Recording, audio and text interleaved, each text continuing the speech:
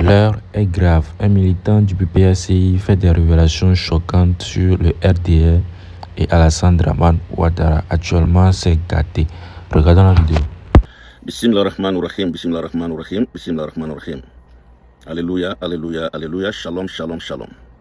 Je m'appelle Sam Edris Samake, je suis américain, et je suis originaire de la Côte d'Ivoire, précisément du nord de la Côte d'Ivoire, chef-lieu Odiéné, et le village s'appelle Samango. Je suis Sofa, d'Odiéné. Sofa veut dire guerrier. Nos aïeux étaient les guerriers du royaume d'Odiéné, des Touré, du Kabadougou. Je suis fier d'appartenir à cette lignée. Je suis panafricaniste convaincu. Je suis baboïste par amour pour le président Gbagbo lui-même. Je lui dois sincèrement beaucoup de choses parce que c'est Gbagbo qui nous a ouvert les yeux dans les années 80, tous les jeunes de mon âge. Nous avons connu un seul président. À notre époque, c'était Houphouët-Boigny, et qui était vénéré. Houphouët même était Astaghfirullah. Il était comme un demi-dieu quand même en ce moment, à l'image de tous les présidents qui avaient obtenu les indépendances à travers l'Afrique. Mais Houphouët était un cas à part. Donc c'est Gbagbo qui est venu montrer à nos parents, à nous-mêmes, qu'après Houphouët, quelqu'un d'autre peut diriger. Parce que nous, nos parents pensaient qu'Houphouët était immortel. C'est un lavage de cerveau, c'est ce que nous avons subi. Et parallèlement à ça, nous avons subi un lavage de cerveau immense de la France qui nous a colonisés. Et tout ce que la France disait, c'est comme ça venait du Coran, comme ça venait de la Bible, comme de la Torah. La France était omniprésente à tous les niveaux. À tel enseigne que les jeunes Africains, et les jeunes Ivoiriens en particulier, nous connaissons pratiquement la composition du gouvernement français. On connaissait tous les ministres français par cœur. Nous connaissions les présidents des institutions de la France par cœur. Mais quand tu demandais à un jeune Ivoirien en ce moment, qui était le président du Conseil économique et social, rares sont ceux qui le savaient. On connaissait un peu Yassé, parce que Yassé répondait beaucoup à la place d'Houphouët. Yassé était celui qui était chargé de répondre à Sékou Touré, par exemple. Donc on connaissait beaucoup plus Yassé. Donc voilà, ceux d'imagination se rappellent ce que je suis en train de dire. Donc c'était comme ça.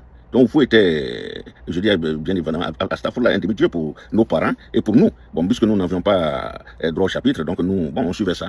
Et c'est Gbagbo qui est venu nous montrer et montrer à nos parents qu'on peut dire non à Houphouët et puis le monde continuait. Donc Gbagbo m'a vraiment inspiré. C'est mon mentor, je ne fais pas de culte de la personnalité. C'est un monsieur que je respecte beaucoup, et jusqu'à aujourd'hui d'ailleurs. Et il a eu raison de naître, il a eu raison d'être ce qu'il est. Parce que vu ce qui se passe dans mon pays aujourd'hui, Gbagbo a eu raison de venir. Aujourd'hui, en Côte d'Ivoire, c'est la désolation. Tous les jours, c'est la désolation aujourd'hui en Côte d'Ivoire. C'est avec un cœur serré, un cœur meurtri que j'ai appris le décès de Ben Diarra Souba. Beno Diarra Souba, donc Ben Diarra Souba, que je ne connais pas. J'ai appris à le connaître sur les réseaux. Il faisait son combat loyalement. Il montrait Odiéné, il se battait et il a dit qu'il a été du RDR. Il a été un déchu du RDR. Et comme la plupart des anciens militants du RDR, des jeunes de sa génération, ils sont tous allés au GPS. Et il supportait beaucoup son président du GPS, Soro Biom. Ce qui est tout à fait normal. Nous ne sommes pas dans une monarchie, on n'est pas dans un royaume. Pour dire qu'on est obligé de vénérer le roi. C'est vrai, Alassane c'est un empereur, et lui l'empereur, c'est vrai. Mais cet empire-là, c'est dans l'esprit, ce n'est pas instauré. Donc comment on peut se permettre, pour un oui, pour un non, d'aller en prison, et encore ceux qui sont en prison doivent s'estimer heureux en Côte d'Ivoire. Mais Beno, il n'est plus là. Hein. Il a fait son dernier truc le 2, tout près là, même pas une semaine, le 2 juin. Et le lendemain, bon, je ne sais pas comment il est mort. D'autres disent qu'il était criblé de balles. J'ai appris qu'il avait l'épilepsie, une crise, je ne sais pas de quoi il est mort. Mais ce n'est pas normal. Ce n'est pas du tout normal. Ce n'est pas normal que les gens meurent de cette manière au XXIe siècle. Et où en Côte d'Ivoire? Et par la faute de qui? Par la faute du bravo Tchè, qui vient de tuer un de ses petits-oncles. Téné Brahima, vous venez d'assassiner un de votre oncles. Si telle est la vérité, si votre maman est Mambintou Cissé, vous venez de tuer un de vos oncles, qui n'a fait que s'opposer à vous. Il s'est seulement opposé à vous.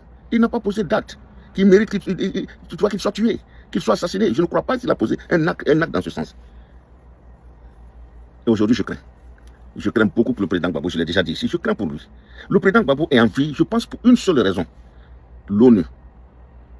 À cause de l'ONU seule, je pense que le président Gbagbo a sa vie sauve aujourd'hui, grâce à cette institution, qui ne va pas bandiner, en fait, qui ne va pas tergiverser si quelque chose arrivait au président Gbagbo. Mais j'ai peur pour lui. Parce qu'aujourd'hui, c'est la fin des règnes en Côte d'Ivoire. Et cette fin des règnes est en train de s'accompagner de beaucoup de morts. De beaucoup de morts. Et là, ce n'est pas tout. Ils sont en train de démolir les maisons des pauvres gens. Mais partout, il y a des pauvres. Dans tout le monde entier, il y a des pauvres. Même aux États-Unis, il y a des pauvres. Il y a des gens qui dorment dans les rues. Les gens ils vont faire leurs petits machins, ils sont là. Il y a un coin aux États-Unis où c'est un normal land. Les gens sont là-bas, ils ne paient pas de taxes, ils ne paient rien. Mais les États-Unis ne sont pas allés tuer ça. Ils ne sont pas allés les déguerpir. On leur laisse vivre. Cela existe partout, même en France, cela existe. Alassane a dit quoi? Donnez-moi 5 ans. Tout le monde se rappelle. Donnez-moi 5 ans pour changer ce pays. Donnez-moi 5 ans pour donner un toit à tous les Ivoiriens. Donnez-moi 5 ans pour que la pauvreté soit un souvenir. Et aujourd'hui, la Côte d'Ivoire est très, très, très pauvre. Aujourd'hui, malgré ses immenses richesses. Un Ivoirien, un toit. Et cela, aujourd'hui, les Ivoiriens s'en souviennent. Mais aujourd'hui, qu'est-ce qui se passe? Bakongo est en train de démolir aujourd'hui. Abidjan doit être sans pauvreté. Est-ce que cela est possible? Est-ce que cela est possible? Au Japon, il y a des pauvres. Au Canada, il y a des pauvres. Aux États-Unis, il y a des pauvres. En France, en Italie, des pauvres existent partout. On ne peut pas exterminer les pauvres. Aujourd'hui, le régime Ouattara est en train d'exterminer les pauvres en Côte d'Ivoire. Ben, qu'est-ce qu'on peut dire? J'ai vu des gens qui disaient que c'est bien fait pour ces pauvres-là, puisque l'immense majorité de ces pauvres, c'est eux qui ont fait Alassane. Qui ont dit Djassa, qui ont dit Alassane ou rien. Ou c'est Alassane ou c'est rien. Ben, enfin, les Boussons ne sont pas contents. Les Kouabala ne sont pas contents. Ils ne peuvent pas faire quelque chose, mais ils ne sont pas contents du tout. Ils n'aiment pas ce qui se passe aujourd'hui. Ne croyez pas que les Boussons sont contents de ça, non. Ils sont les plus meurtris. Parce qu'ils vivent avec ces gens-là. Ils vivent avec cette communauté du Nord, cette communauté des étrangers, des nordistes, des jeunes ressortissants maliens, burkinabés, guinéens et autres. Ils vivent ensemble. Ils ont toujours vécu ensemble. Mais quand on démolit le toit attendez, ils vivent ensemble. Ils sont tous malheureux ensemble. Mais aujourd'hui, ils sont tous en train de pleurer. Eh Allah, eh bon Dieu, quelle méchanceté. Mais attendez, j'ai interpellé ici la fois dernière Dominique Ouattara, Téné Brahima, Masséré, et je vous ai dit quoi? Cherchez à ce que les Ivoiriens vous aiment. Vous voulez rester au pouvoir. Téné Brahima, tu veux prendre le pouvoir. Tu veux remplacer ton aîné. Mais attends, rentre dans les bonnes grâces des gens. Mais le président Ouadani, le nouveau président béninois, vient te donner un exemple. Il vient de te donner, attendez, il vient de visiter les pays de l'AEF. Il est question d'ouvrir les frontières aujourd'hui entre le Niger et le Bénin, ce qui était impensable il y a un mois. Il y a un mois, c'est impensable, personne ne pouvait s'y attendre. Qui l'aurait cru? Même les spécialistes les plus vénérés, les plus grands spécialistes en politique ne peuvent pas l'imaginer. Personne ne pouvait l'imaginer. Mais Ouadani l'a fait. Il a décrispé l'atmosphère. Il a allé leur rendre justice. Mais Téné Brahima, qu'est-ce qui t'empêche? C'est toi qui dirige aujourd'hui. Qu'est-ce qui t'empêche d'aider les Ivoiriens au lieu d'aller démolir ces habitations? Mais offrez-les autre chose. Construisez quelque chose de pour eux. Même si vous les avertissez, mais ils ne savent pas où aller en fait. Vous dites qu'ils ont été avertis, mais ils vont aller où? Ils ont été avertis certes, mais montrez-les où un emplacement où ils vont aller. Là où tu es arrêté, ton poste vous dites seulement que vous les avez avertis. Il est fini. Mais attendez, ils ont été avertis. Ils veulent quitter. Ton poste ils veulent déguerpir, mais où ils vont partir? Est-ce que tu as un marqueur? Il y a un monsieur qui est au Canada, un de vos opposants comme moi, je ne connais pas son nom, mais qui a fait une analyse l'autre jour. Et j'ai appris de ce monsieur. Il est au Canada, j'ai appris de lui. Et je le remercie, je le salue au passage. Il a dit que Paul Baudieu de Yopougon. Il nous a dit comment Paul Baudieu est venu. Moi, je ne savais pas. J'ai toujours entendu Paul Baudieu, mais j'étais perplexe. Je me demandais, mais attends, il n'y a pas Baudieu, c'est vrai, Paul Baudieu que nous connaissons. Mais pourquoi ce Paul Baudieu? Mais ce Paul Baudieu là, c'est le déguerpi des Paul Baudieu là, autant de fouettes. Mais on leur a donné où partir. On les a donné de l'argent. On leur a donné site de remplacement. Mais cela n'existe pas avec vous. Vous ne donnez pas de site de remplacement. Vous n'aidez pas les gens financièrement. Mais vous venez les... Allah. Comme toi-même. Tout se paye quand même. Tout se paye. Vous n'allez pas sortir indemne de ça. Vous n'allez pas sortir indemne de ça. Comme le Congo que moi j'ai beaucoup apprécié en tant que maire. Il a cassé, mais c'est un bon maire. Mais aujourd'hui, il est le Tarzan. Il est aujourd'hui le cowboy. Il est le cowboy aujourd'hui de Alassane pour aller casser les maisons. Pour aller tout détruire sur son passage. Vous êtes en train de détruire tout. Et vous êtes heureux. Je me demande comment ce monsieur l'adore. Sincèrement, je me demande. Est-ce qu'il a un cœur? Écoute bien. Ça ne m'étonne pas. Parce qu'Alassane n'a pas de cœur. Le Bravoutien n'a pas de cœur. Si le Bravoutien avait un cœur, le Bravoutien n'aurait pas poussé le président Bédié à mourir de cette sorte. Si Bravoutien avait un cœur, le Bravoutien n'allait jamais humilier la Côte d'Ivoire en allant sortir Gbagbo et sa femme, ses ministres, les parquets dans... S'il avait un cœur, il ne l'aurait pas fait. Il n'allait jamais envoyer Gbagbo chez les Blancs à la haie. Il n'allait jamais leur faire subir cette humiliation extrême aux yeux de tout le monde entier. Les Blancs ricanaient, les Blancs ont ri, c'est des sauvages les Noirs. Ça ne le sait pas. Il a été traité de sauvage aux États-Unis ici. J'ai entendu parler, j'ai vu les gens le traiter de sauvage quand il a pris beaucoup de cette manière. Seuls les sauvages pouvaient le faire. Les Américains ont traité Alassane de sauvage. Tu vois ce qu'on lui fait? Lui, il ne le sait pas. Et moi, je vous le dis aujourd'hui. Nous avions honte. Et ça continue. Mais je trouve que c'est aussi sauvage aujourd'hui de la part du Bakongo. C'est très sauvage d'aller détruire les maisons des gens, des quartiers en quartier. Ce même peuple Qu'est-ce qu'ils vont devenir? Qu'est-ce qu'ils vont va te faire? laisser. C'est ceux-là qui ont piloté pour vous. C'est eux qui ont dit, il y aura ça. Ils vont mourir. Je le répète, ça me fait de la peine. Ils sont morts pour vous. Ça me fait Ils continuent à mourir pour vous. Et maintenant, c'est vous qui les tuez. Ça me fait de la Ils sont morts hier pour Tu vous. sais pourquoi ça me fait de la Pour peine? vous défendre. Et aujourd'hui, puisque Je dis, ils vous ont défendu, aujourd'hui, vous les tuez. essuyez vos larmes. C'est misérable. Essuyez C'est vos larmes. pitoyable. C'est très, c'est pathétique. C'est très, très pathétique. C'est pas Alassane normal. Dramane Ouattara C'est pas normal. Où est avait Alpha Blondy 15 ans à aujourd'hui? faire sur la Côte d'Ivoire. Alpha est devenu aveugle. Les 15 ans d'Alassane Dramane Alpha est devenu Ouattara, bobo. c'est fini. Alpha est devenu sourd. Alpha est devenu sourd-muet aveugle aujourd'hui. Alpha est devenu un sourd-muet aveugle aujourd'hui. Alpha Blondy. Là, il a. Et Tiken Jah Fakoly. Tiken Jah a suivi l'état d'Alpha aujourd'hui pour devenir sourd-muet aveugle aussi.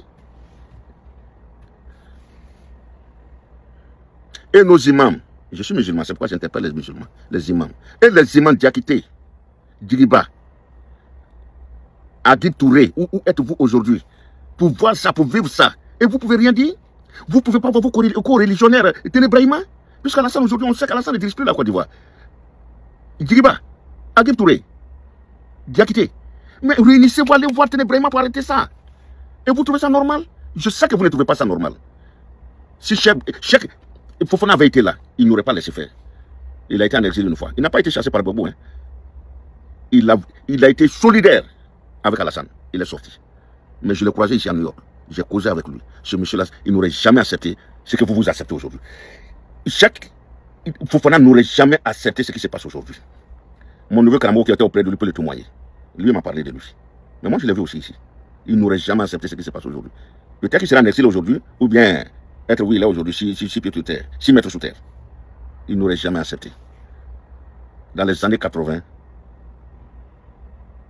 Ba, Doumbia Suleiman et Cheikh Abouaka, il était à la cible, il était 4 de la cible, je crois. Il n'aurait jamais accepté ce qui se passe aujourd'hui. Ceux-là, ils doivent vraiment se retourner dans leur tombe. Et où ils sont aujourd'hui, ils ont des larmes où ils sont. Pour voir leurs co-religionnaires, pour voir leurs successeurs du Kojim, et de tout ce qui est islam en Côte d'Ivoire aujourd'hui. J'ai honte. J'ai honte d'appartenir à Odiné. J'ai honte d'être Odineka. J'ai honte d'être Malinké.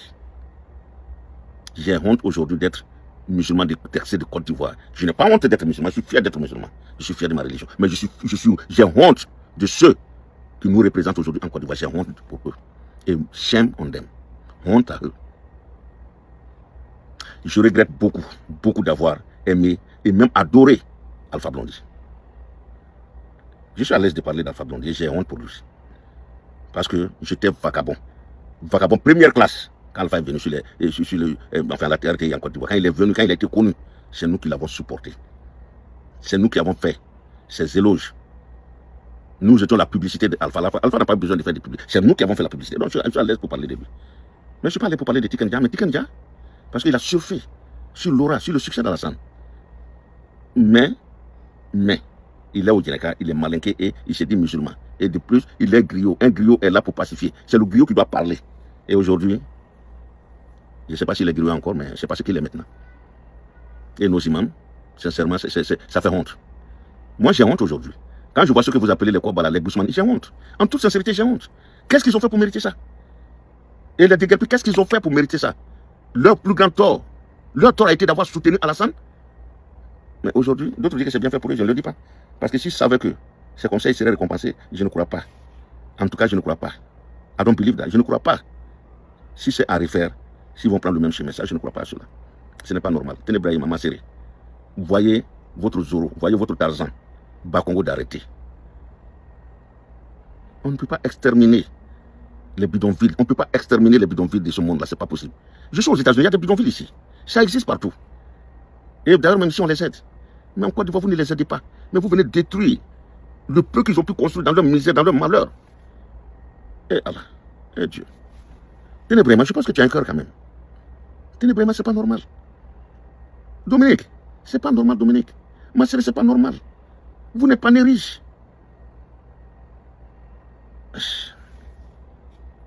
C'est vraiment pas normal. Je ne sais pas. Qu'est-ce que vous attendez pour arrêter ça? Et aussi, arrêtez d'assassiner les jeunes. Arrêtez de torturer les jeunes. Libérez les prisons ivoiriennes. Libérez les prisons ivoiriennes. J'ai appris ici le cas d'Ibrahim, au Burkina, Ibrahim Traoré. Mais il fait un peu comme aux États-Unis ici. Les gens, tout le monde ne va pas en prison aux États-Unis. Il y a ce qu'on appelle des travaux d'intérêt général. On ne peut pas condamner tout le monde. Aujourd'hui, au Burkina, il y a les travaux d'intérêt général aujourd'hui là-bas. Et puis, ils cultivent aujourd'hui. Il a même construit un très joli bâtiment avec tout le confort pour les prisonniers au Burkina, dans leur champ. Pendant que, au Niger, au Mali et au Burkina, malgré les mercenaires, malgré la guerre intense, ces trois pays inaugurent tous les jours.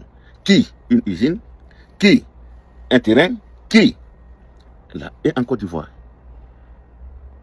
Qui se souvient de la dernière inauguration d'envergure en Côte d'Ivoire? Mais aujourd'hui, les inaugurations aujourd'hui en Côte d'Ivoire, c'est les destructions, c'est les arrestations arbitraires. On détruit et on arrête. Les prisons aujourd'hui, la Côte d'Ivoire est en train d'ouvrir de nouvelles prisons tous les jours. On est en train d'inaugurer les prisons en Côte d'Ivoire et les autres inaugurations, c'est les démolitions, c'est les destructions des habitats, des habitations des Ivoiriens. Et c'est ça aujourd'hui l'inauguration en Côte d'Ivoire. C'est ça le progrès en Côte d'Ivoire. C'est ça les grands chantiers du grand homme qu'Alassane a été au FMI. De celui qui a dirigé le Gabon. I'm sorry, qui a dirigé le Japon, je vais dire le Japon, pas le Gabon. Qui a dirigé le Japon, qui a dirigé la Corée du Sud. De celui qui a dirigé l'économie de tous ces grands pays. Même les États-Unis inclus. Alassane a dirigé tout ça. Mais la Côte d'Ivoire, la petite Côte d'Ivoire,